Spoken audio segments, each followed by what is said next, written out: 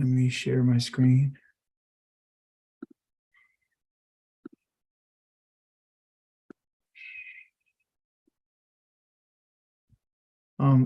Thank everyone for coming out tonight and sharing your time with me. I'm honored to be able to, be your teacher and to share with you the things that I have come to understand about the Torah.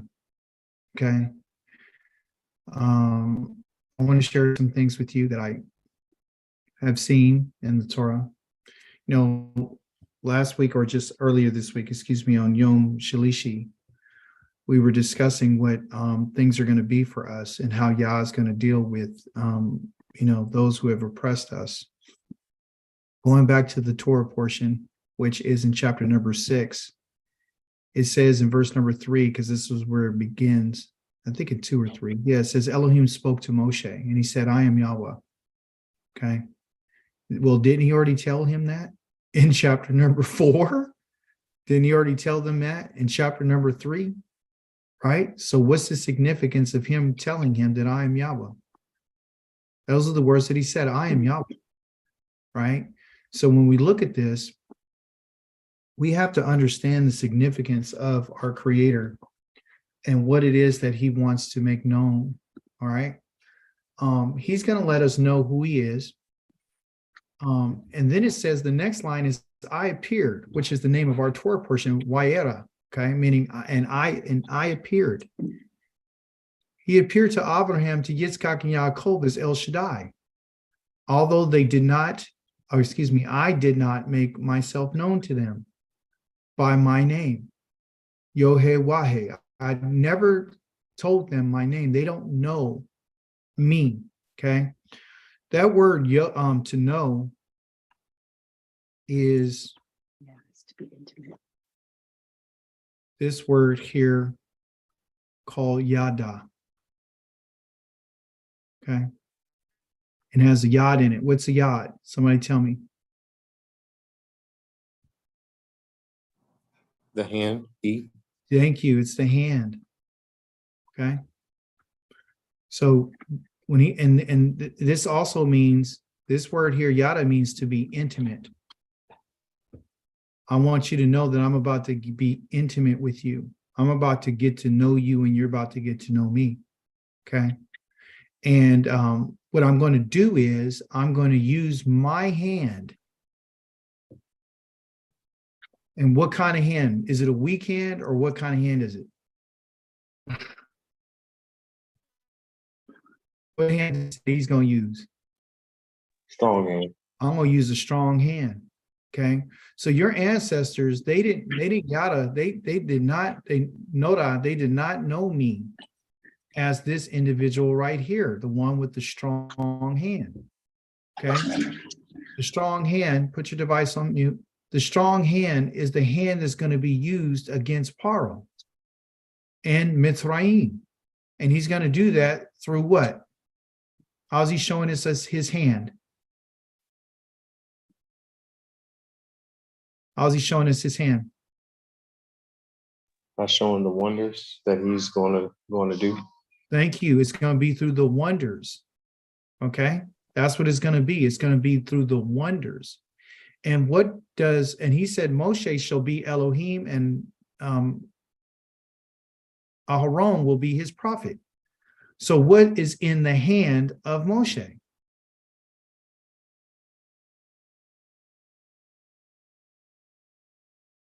The staff. Thank you. And the staff represents authority. Okay? That's what it means. It means power, great power and great authority. So what is Yah really telling us about what's in his hand? What's in his hand? The power and the authority. I'm the power, I'm the authority, and I have a strong hand, but I'm also a shepherd. You see the connection? So Yah wants to show us the staff that's in his hand, because everything he's asking Moshe and Aharon to do is by that staff. Okay. So when he says that your ancestors didn't know me, they didn't know this power that I'm about to reveal to you. That's what they didn't know. They may have said my name, they made an altar to my name, but they didn't have this intimate relationship with me. Okay? They didn't. But you do. That's the difference. That's the significance about what this is the reason why he's saying, I am Yahweh, because his goal, as I told you, is to make this known to everybody. He says, also with them, I established my covenant. And he's established his covenant with our ancestors. Okay, that's the them he's talking about. To give them the land of Canaan, the land where you wandered about and you lived as foreigners.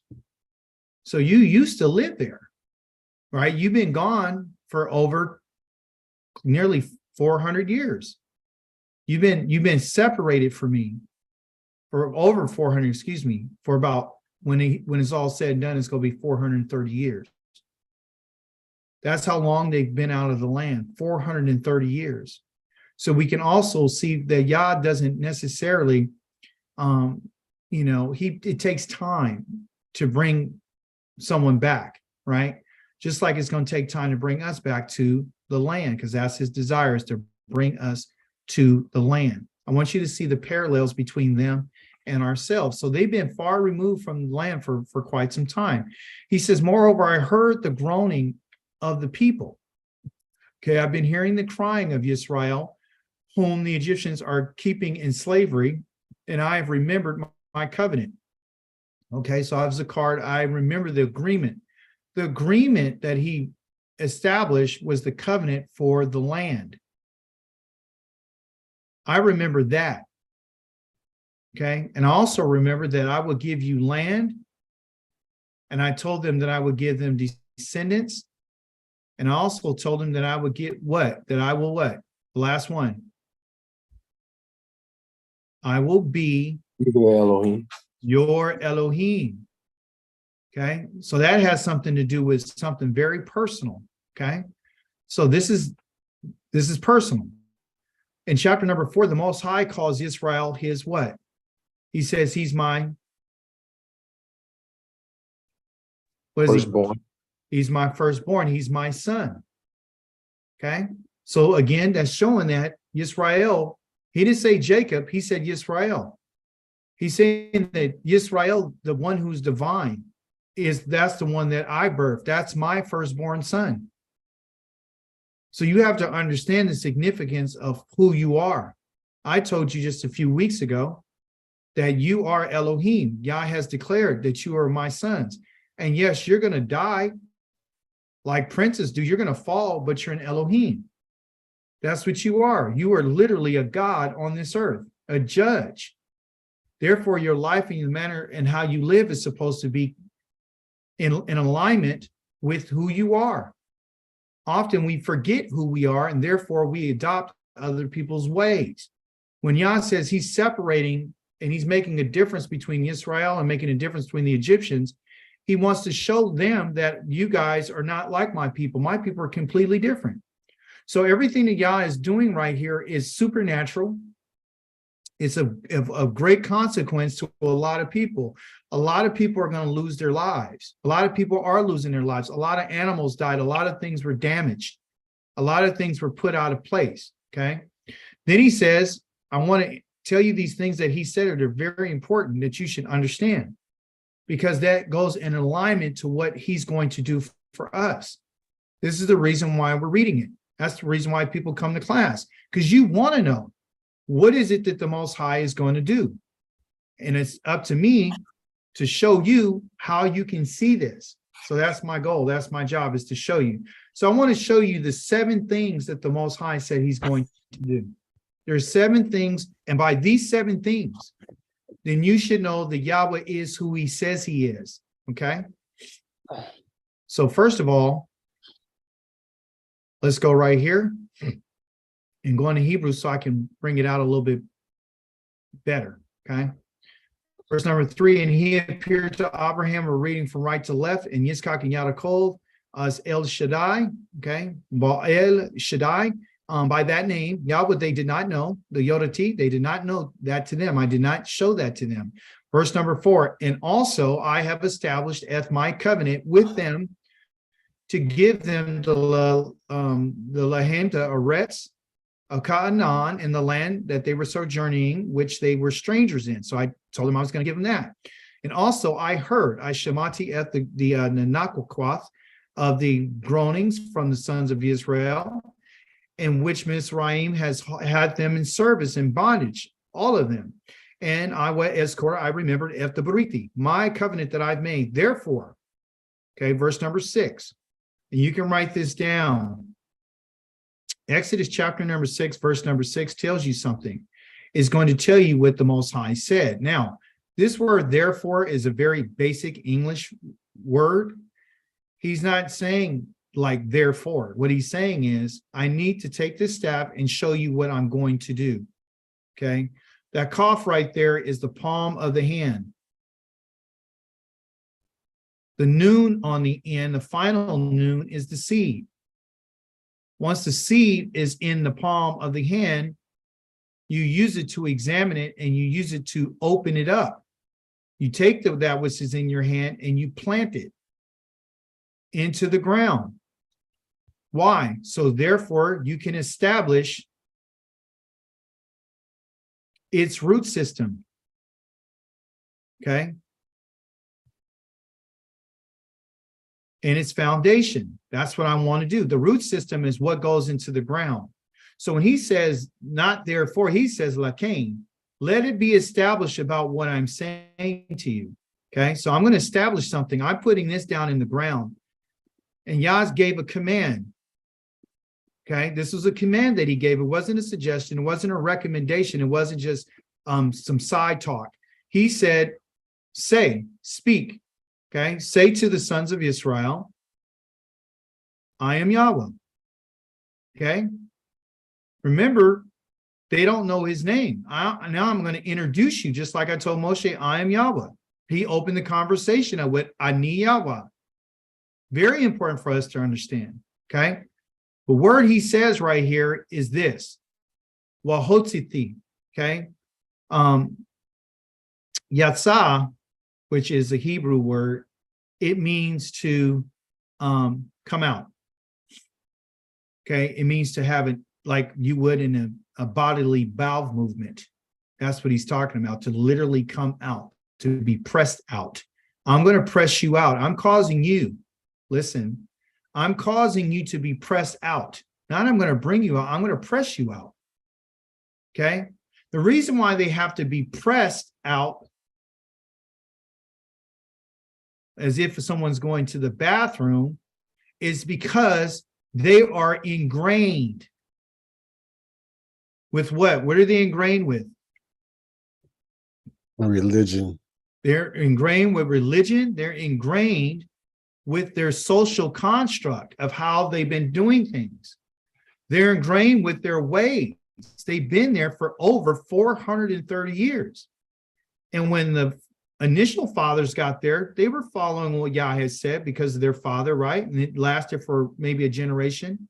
And then after they died, they just kind of assimilated into the country. They assimilate into their ways. They begin to, be with them. They begin to follow them. So they lost their sense of identity. You see, this is what happened to them. That's why I got to press you out. Is because you're inside, just like you're constipated. You're stuck. Okay, you're stuck. So I got to squeeze you out. Right? I'm going to squeeze you out. And not only that, while they were being pressured, all right, and they're being squeezed by the people. He says, I'm going to bring you out from under the burdens, the sivloth of Mitzrayim. That's what I'm going to do. That's number one. The first thing I'm going to do, if you're taking notes, this is the number one thing I'm going to do. I'm going to hotzi tika, okay? That H right here, that hey right there is a hifel and it's causative. I'm going to cause you to come out of there. And guess what? And if you look at the way that it's written, since it has the T on the end, or the Thi right here, the Tav and the Yod, that means that it is perfect. Okay? So when he delivers this message, he's telling them that it's already done. It's already done. Okay. What are we supposed to learn from this? What are we supposed to learn? Somebody tell me. If Yah says to go tell them this and it's already perfectly done, what is Yah saying?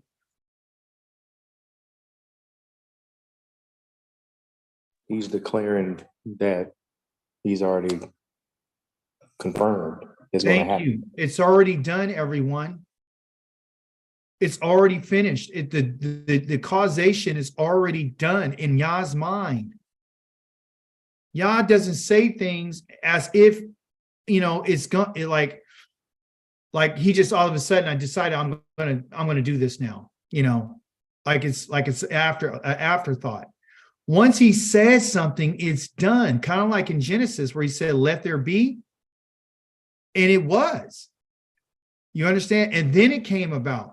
So there's power that you and I need to understand about what Yahweh says.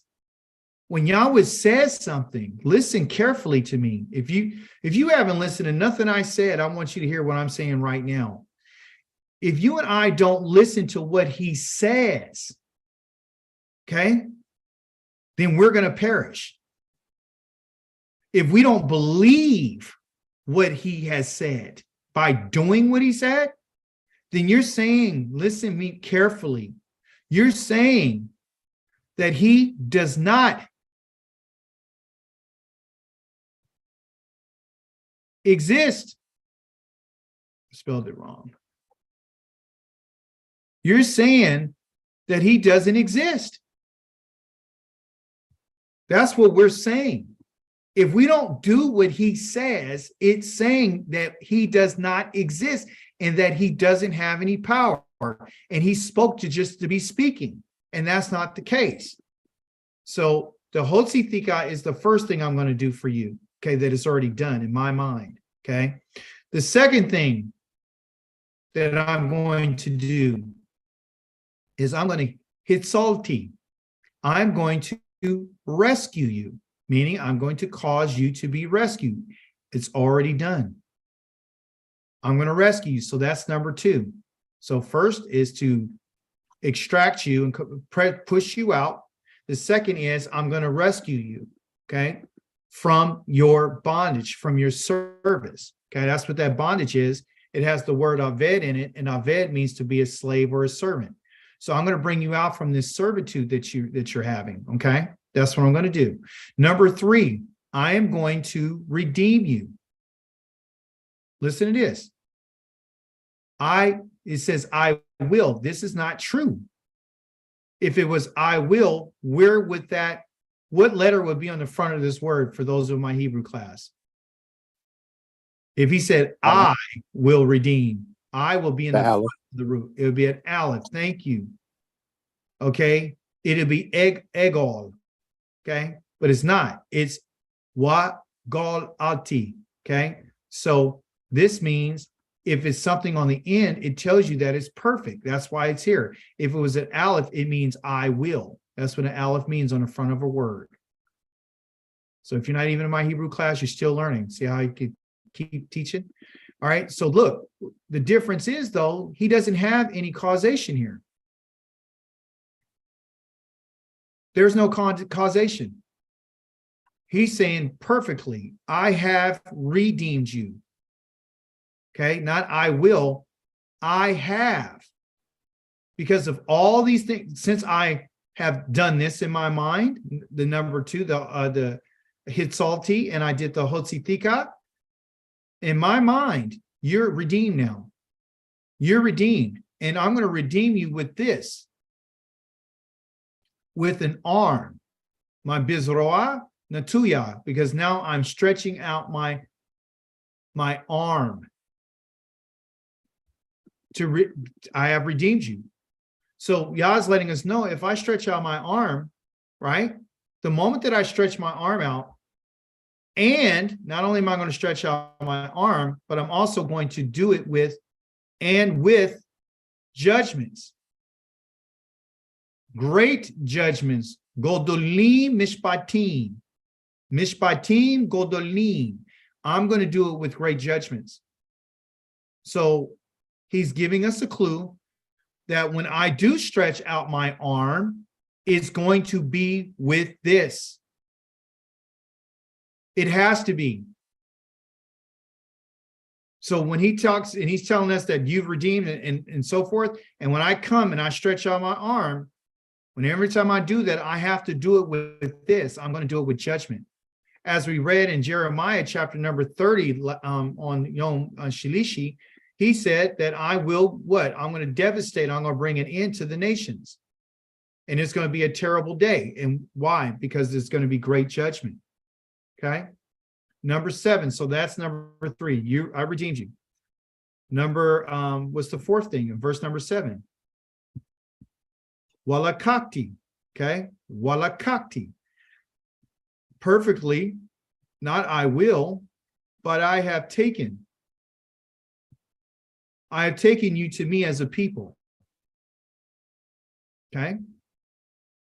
That's what I have done. I have taken you to me as a people.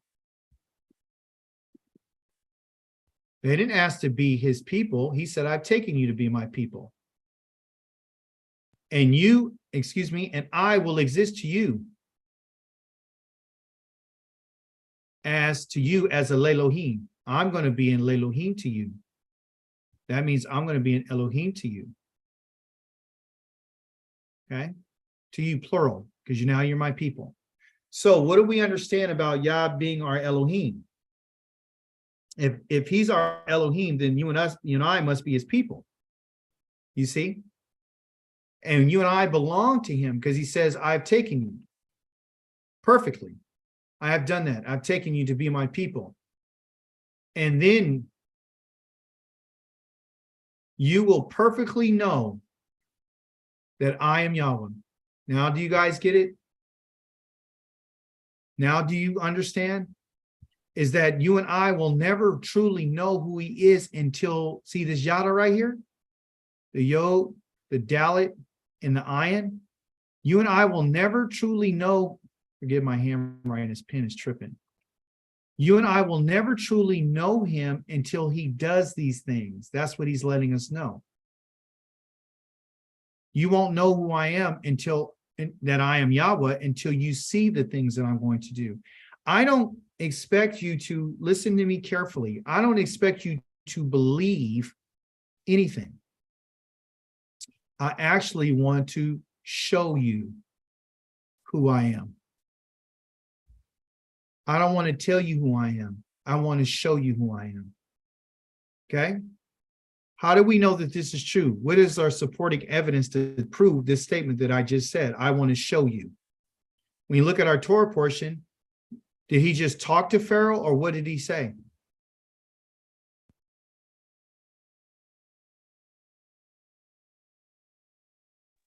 He will cause. Everything he told Moshe to tell Pharaoh, he made it happen. He had to show him, okay? Which is one of my favorite games called Show and Tell, okay? So the Most High is the only way he can really tell somebody something is by showing them. He's not interested in what you would call blind faith. He's not looking for you to believe in something that you have no experience with. Okay? Now, I have to prove that because I just said that, right? As your teacher, I want you to understand that I'm trying to teach you how to safeguard your life, okay?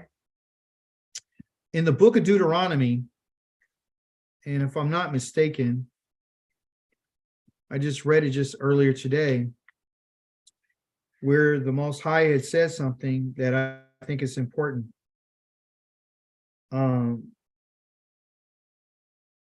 Okay, here it is. I'm on the right page. It's Deuteronomy chapter number 11.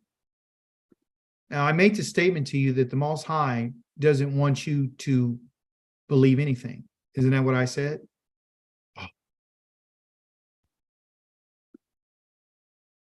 I'm trying to teach you that if someone says something, you have to go and you have to have them back up what they're saying so you can trust everything that's coming out their mouth. If they're going to tell you something something out of their own mouth, then now you want to be, very careful about that, because you don't want to be led in the wrong direction. Okay, listen to this very carefully. Deuteronomy chapter number 11 says this: therefore you are to love Yahweh your Elohim and always obey his commission, his regulations, which we know that are his his kukim, his mishpatim, is his rulings, and his mitzvah, which are the commandments. Okay, today it is you I'm addressing, not your children.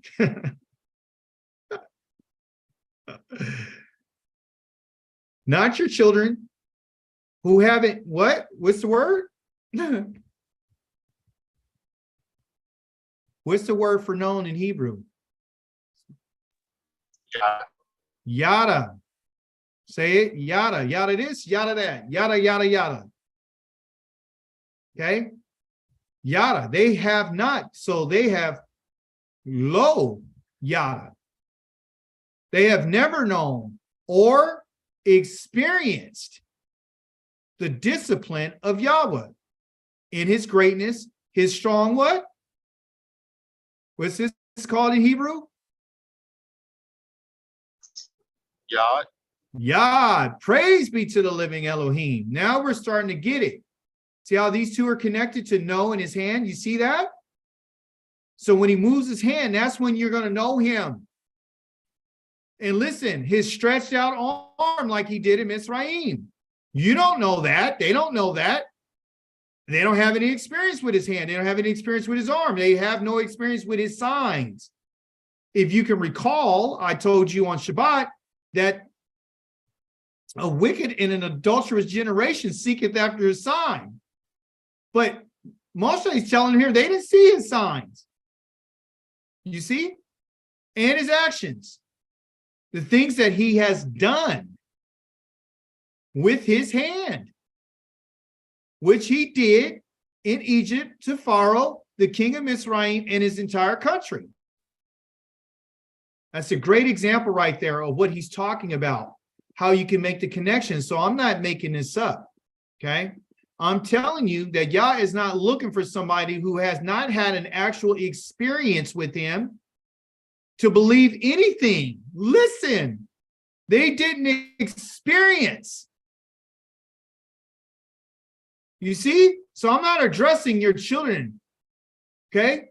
They didn't experience what he did to Mitzrayim's army, their horses and chariots, and how Yahweh overwhelmed them in the water of the Sea of Suf, the Red Sea, as they were pursuing you, so that they remain destroyed to this day. They didn't experience. That means they have no knowledge about what he kept doing for you in the desert until you arrived at this place. So that's the reason why he's not addressing them. Okay? It's because they haven't had that experience. They didn't experience what he did to Dan and Aram, Aviram and the sons of Eliab and the descendants of Reuven, and how he opened up the earth and swallowed its mouth and swallowed them up, along with their households and tents and everything, living in their company there in front of all Israel.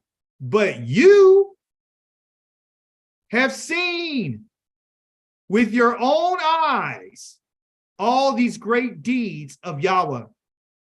Therefore, let me ask you a question. In our teaching tonight, I told you this word, therefore, is just an English word. It's that Cain again, okay?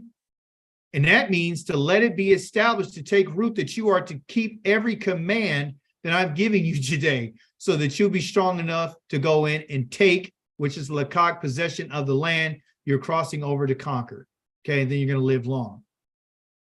So that's supporting evidence that the Most High has let us know that, listen, if you haven't seen what I've done, okay? You haven't seen what I've done. I want you to see it.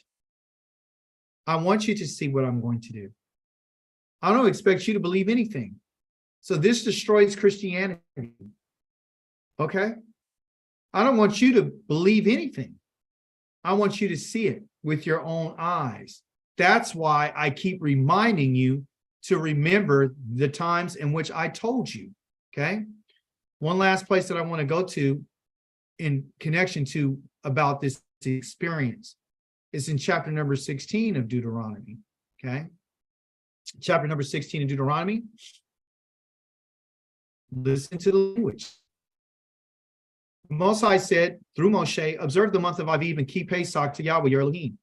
For in the month of Aviv, Yahweh your Elohim brought you out from Mizraim at night. He brought you out. Okay. So if you notice, everything is about Mizraim. What you just read in 11 was what they didn't see what he did to Mizraim. Here he's saying he brought you out of Mizraim in that month. You are to sacrifice the Pesach offering to Yahweh. Excuse me. I see y'all get excited. You are to sacrifice the Pesach offering from the flock and the herd to Yahweh, your Elohim, in the place where Yahweh will choose to have his name live. Okay.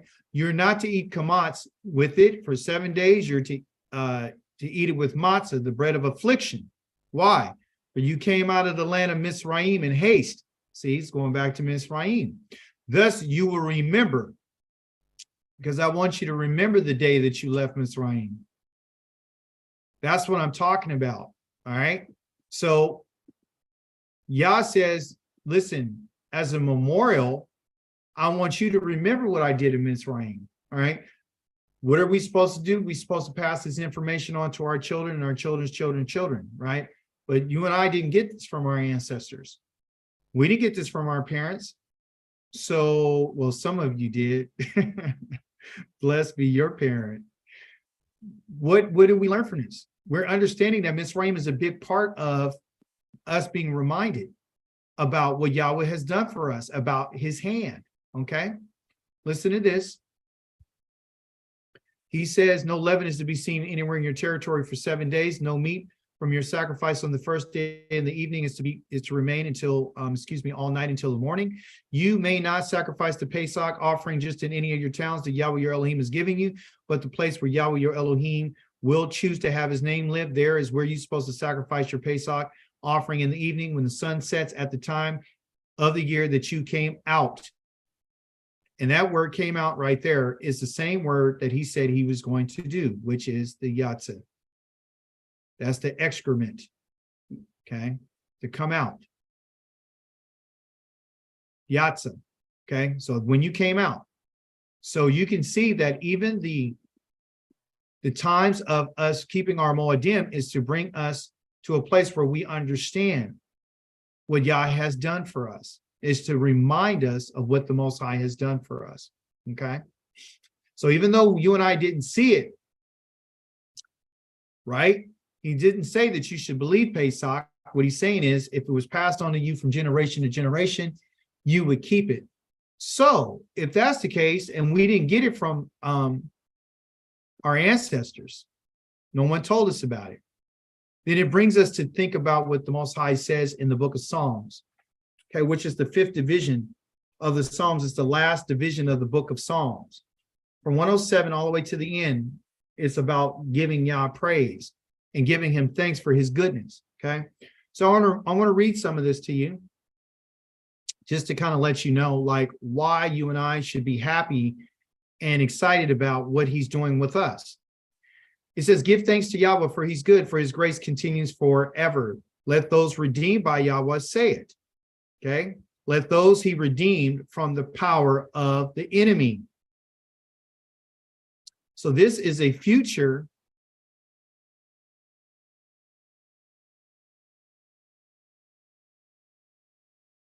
thanks. It's a future thanksgiving that he wants us to get familiar with, okay?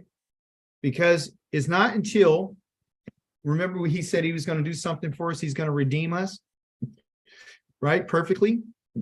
Those redeemed, past tense, that he has been redeemed. We need to give Yah thanks. Why? Because his grace continues. His grace is what allows us to see what he's done for us, okay? Number one, he has redeemed us from the power of the foe. That means perfectly. So even though you and I are still in our exile, you should take to mind and to heart to understand that the Most High sees you as someone who's already redeemed. It's not an afterthought. It's something that it's already been done. He says he gathered them from the lands, from the east and the west, and from the north and the south, and from the sea.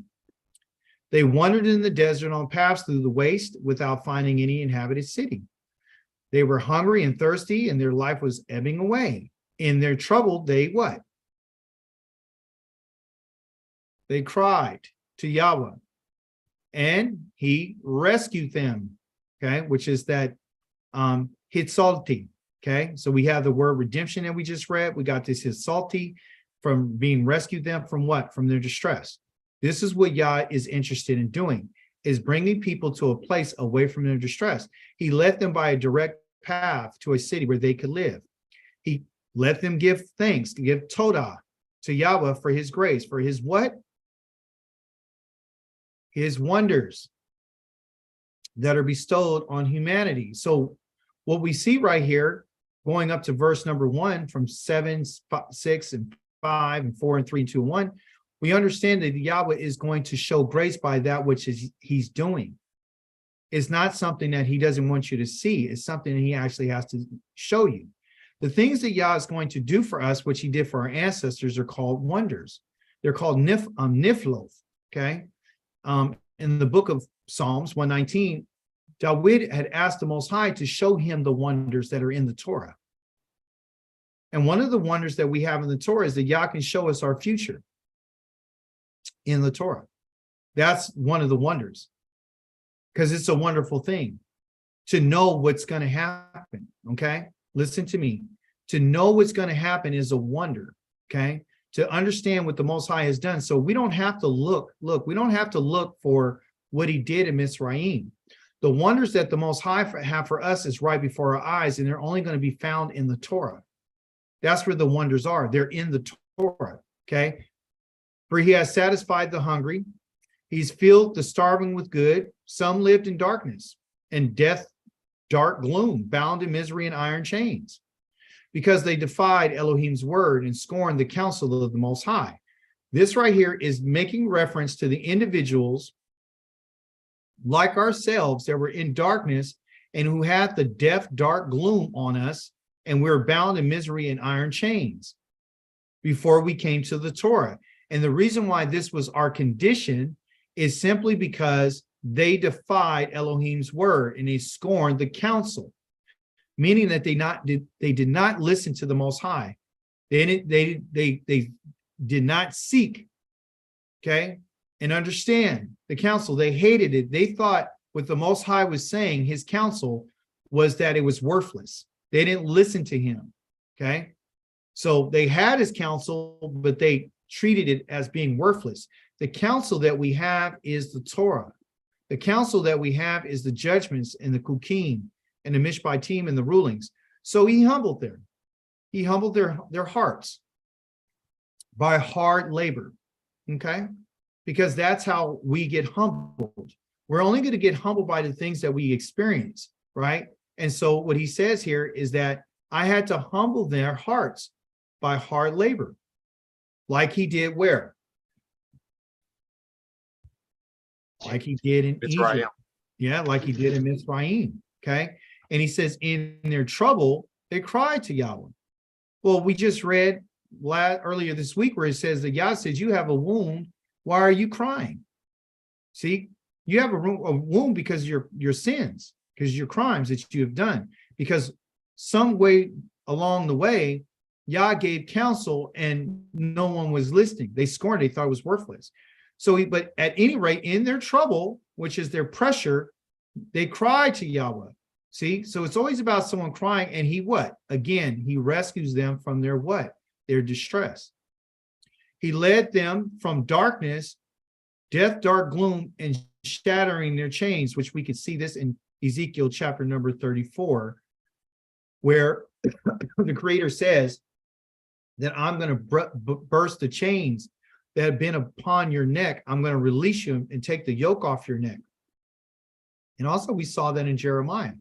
And so it says, let them, these individuals, give thanks to Yahweh for his grace, for his wonders bestowed on humanity. That means that if you don't see those chains come off your neck, okay, If you don't see those chains come off your neck and you don't see being rescued, then there is no wonders from Yah. See, rescue means salvation from these things. Yah, when he talks about chains, he's talking about of your mind, but also too in the place that you live. Okay. So these are another one of his wonders. Okay. So that's what we're going to see. We're going to see these wonders. For he shattered the bronze doors and he cut through the iron bars. There were foolish people who suffered affliction because of their crimes and sins. They couldn't stand to eat anything. They were near the gates of death, and in their trouble, what did they do? They cried. They cried to Yahweh, and he rescued them from their distress. If you notice, the theme here is what? Crying to Yahweh, and he rescues them from their distress. Okay, I told you on Yom Shalishi that there's going to be a cry. It's not going to be our cry. Our cry has already been going out. Yah says you've been crying because your wound hasn't been healed. But there's also going to be the cry of the nations. They're going to cry as well. Okay. And he says he sent his word and he healed them. Well, right now, this is talking about, it says he healed them, past tense. He healed them. He delivered them, past tense, from their destruction. Has that happened yet? Not to us. Not to us. But you got to remember what the Torah tells us. When Yah told the children of Israel that I am Yahweh, he introduced his name to them. He was introducing to them, and I'm going to go back to it right quick, which I want you to see, is when he says, when I ask you, was this done yet? You and I would say, no, not yet, right? Which is true. It hasn't been manifested yet. But according to what he has done, if you notice what he says, everything that he said, starting in verse 3, he says, I'm Yahweh, I'm going to hosi thika. And this is before it even happened for them. Perfect. I will rescue you. Perfect. Already done. That's what I'm trying to get you to see. Even though it hasn't happened for us, you and I need to understand that in his mind, it has already happened. And you and I can have comfort in knowing that. That's why he says, don't be afraid. You know, be comforted because I'm going to comfort you. Don't worry about it. When he tells us don't be afraid, what he's saying, it's already done. It's already done. All I'm waiting to do now is just for you to see it. When I said I'm going to redeem you like I told them, I'm telling you perfectly. When I wrote this to them, I was writing it to you. That's what I'm saying. When I wrote that I'm going to bring you out and I will rescue you and I will redeem you, I was writing that not only to them, I was writing that to you. Those of you who know my name. Because if you know my name, then I'm going to save you. If you know my name, you'll live by what I said. If you really know me, you see? And the only way that you can really know me, right, is when you see what I'm going to do. That's when I expect you to know me, okay? Your ancestors didn't know me by this because they didn't get a chance to see all the stuff I'm about to show you. I'm letting you know who I am. I'm telling you that I'm Yahweh. But I don't want to tell it to you. I want to show it to you. What does it say, verse number 7? I will what? Lakakti. I'm going to perfectly, I have taken you as my people. You and I are Yahweh's people. Oh, yes. Thank you, Kavika, Dr. Kavika. It's absolutely true. It is our destiny. It is your destiny. And listen, and he says here, they said, this is why you got to not read the English. I will be. That's not what this says right here. It says, I am to you an Elohim. And then it says, then. No, you can get that out. It's saying, you know me, not shall. That's perfect. You know me. You know me. Okay. When I show you. Okay. I have to show it to you. Ki that I am Ki ani Yahweh. I am Yahweh the Elohim. I am your Elohim. Listen to this. I'm the one that's participling you. I'm the one who is not brings. I'm the one who's bringing you out. Okay. So, and that means that I'm causing you to come out. Okay. So you and I right now are waiting for this, right? Like they tell us, well, you need to wait. It hasn't happened yet. No, it is your destiny. If it's an ing, that means it's happening right now.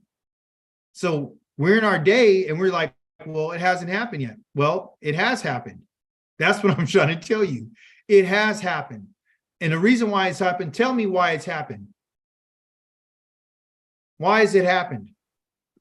Because he spoke it. Thank you. Who said that? Is that you, Dr. Ured?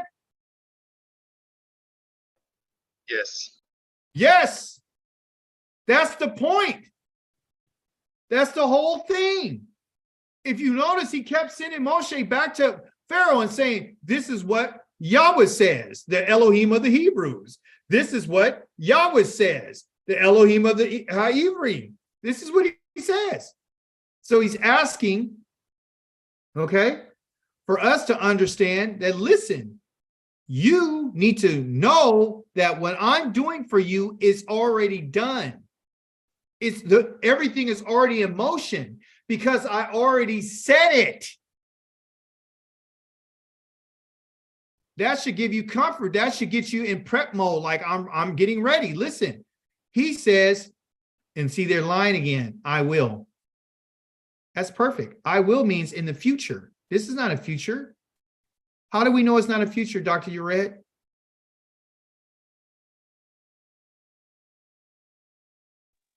It's not in the future because of the tense that he's Yes. speaking The tense, the tav, and the yod on the end tells us that it's perfectly done. It's already done. It's not that I'm going to and I will. No. I have brought you to me. Okay. That's what I've done. In my mind, you're already there. See, so what is Yah trying to tell us? He's really letting us know that what you're doing right now is you need to understand that I don't work on your time. Okay. I'm not working on your time. I'm not working on your clock like you think. You know, you want to look at calendars and dates and times, and you're thinking that, you know, it hasn't happened. It has happened. It's already in Yah's mind.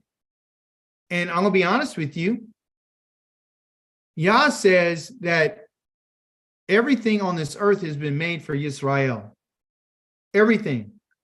So when Yah created Yisrael, this is what he had in his mind. This has already been done, everybody. Everything was made for Yisrael. The world was given to Yisrael to rule. That's why you have to change your behavior and your lifestyle and the way that you think.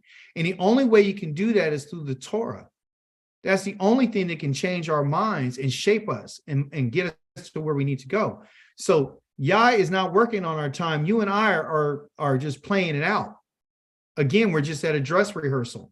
Okay. He says, I will bring. No, that's not I will. He says, Wahavithi, I have brought you guys into the land in which I swore, already in his mind. God didn't begin this so-called project or this mission, this rescue mission, for them to fail. They were going to win. You're going to win. And he says to give to Abraham, Yitzhak, and Yaakov. I've already given that land to them.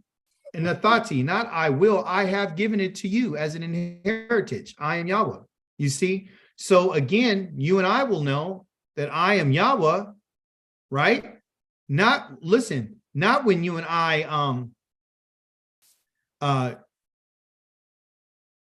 are just thinking that, you know, we're going there. No, in Yah's mind, you're already there.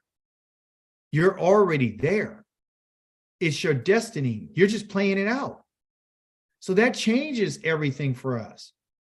That changes how you and I should live. That changes how we should think. That changes why you should study the Torah. That changes everything. Everything is changed because everything that Yah has done is already finished. It's already done.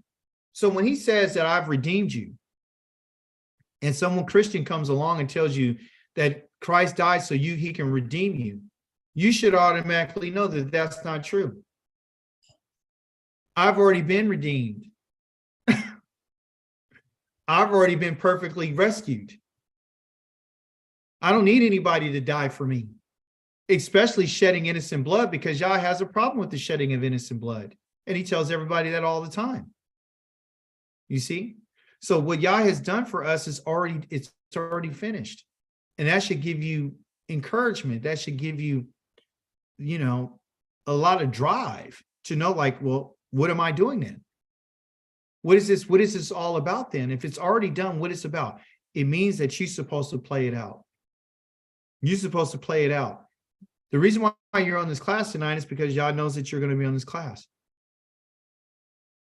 This is not new for him. You and I being here and being on Zoom, where you are in your life right now is not something new to Yah. He already knows that. He's been known it before you were even born. But when you and I don't think like that, and we start thinking like these Gentiles, and we start thinking like these people that don't know the Most High, you and I get caught up in what they would call being hopeful. And Yah's not asking you and I to be hopeful. He's saying it's already done. Okay? But I want to show it to you. I don't expect you to believe it. Listen, I don't expect you to believe this. It's already done because I'm not looking for your approval. If it was based on us believing it, it may or may not happen, because some things we believe and others we don't. What he's saying is, I'm not looking for your approval. My plan is not contingent upon what you do. That day that I said is coming, regardless if you believe it or not. It's still coming. It's already been planned. You understand? It's already been out. God is not he's not our Elohim of I'm looking for the right word. Spontaneous. Oh, I forgot. Let me do that. He doesn't work like that. Everything, there's no need for hope. Yes, yeah. If it is written, thank you. If it's written, there's no need. That's why we shouldn't worry about either, right? Right. You shouldn't be worried. If Yah said it, listen carefully. If he said it, there's nothing to believe. It's already there. Okay? It's already done. Here's the evidence of that. Did Yah say, let there be light?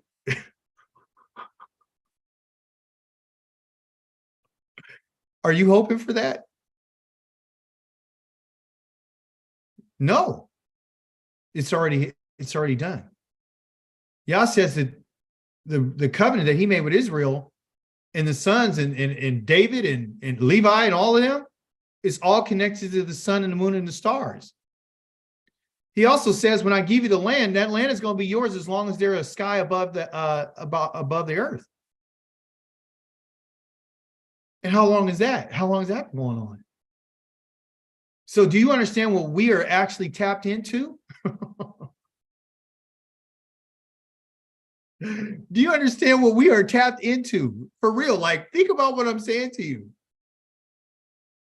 We're tapped into the supernatural. That's what I'm trying to tell you. It gets a little spooky, though, because it's something that we haven't been initiated in.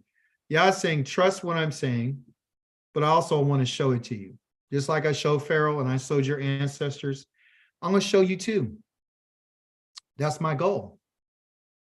After I finish doing everything that I'm doing, right, when I'm bringing it to pass, because if you think, why do I have prophets? Somebody tell me, why does he say, I'm going to have a prophet? What's a prophet supposed to say?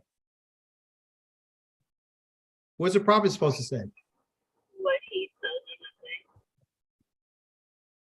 He's supposed to tell you what Yahweh says, and you're supposed to what? You're supposed to wait on it.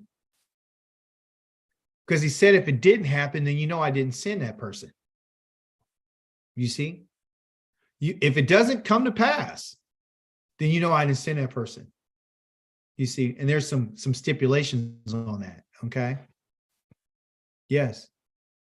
Gil says, if we're living in the present, that is now. Speak on that, Gil. Explain that. You're talking about what seems to me you're talking about that everything that God says is already done. It's in the it's like you just said, like are we waiting for the sun to appear? Well, it comes up every morning. We know that, at least at this point. Living in his presence means that we're living in his now, Yeah. because he said that, Oh, because he spoke that. And so if you think about what his name means, what does his name Yod-Heh-Wah-Heh mean? It means he exists. Mhm. So if he exists, right? Check this out. For us, it's a past, present, and future. But Yah's an eternity.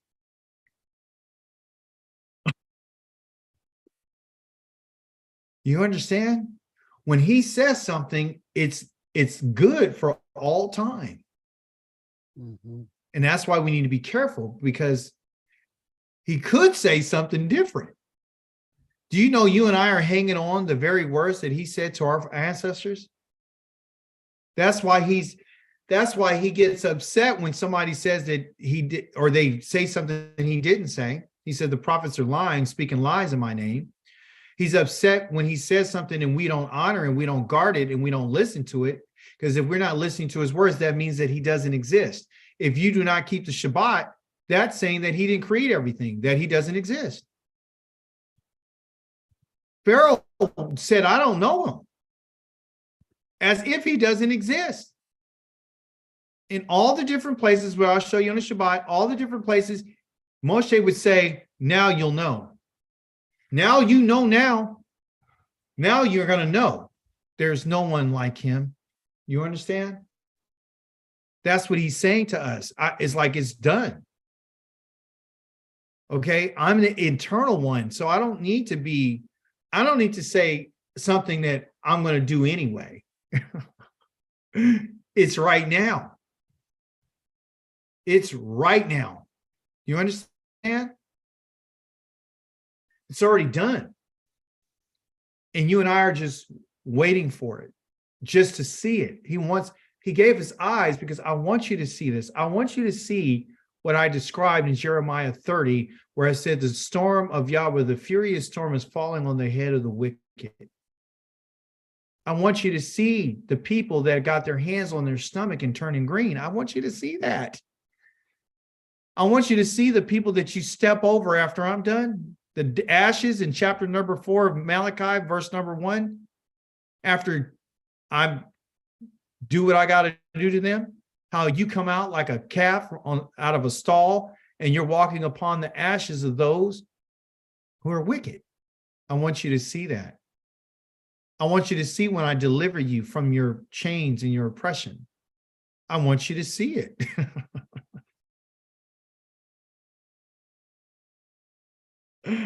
I want you to see it. It's already done. Because then, when you see it, guess what you're going to say? Somebody tell me what you're going to say. When you see it, what you going to say? Whose name are you going to mention?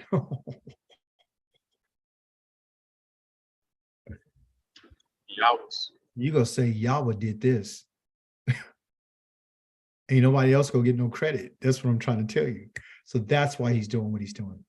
And we'll talk more about that on Shabbat. Lila Tov, everyone. I hope all is well.